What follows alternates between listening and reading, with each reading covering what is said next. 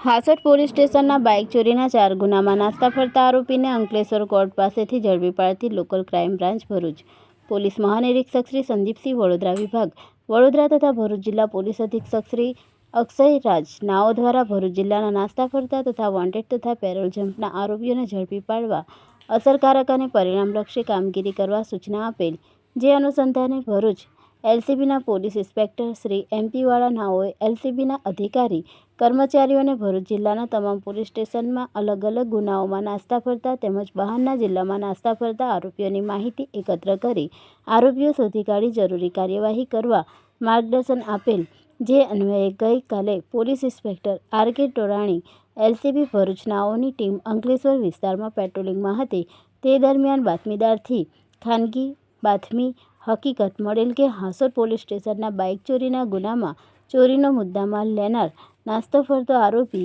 બિલાલ અહેમદ શાહ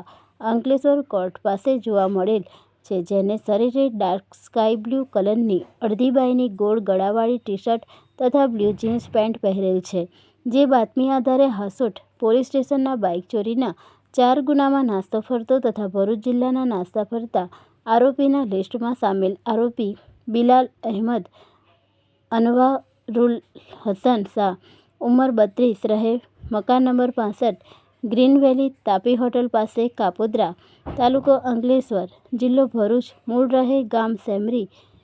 તાલુકો તુલસીપુર જિલ્લો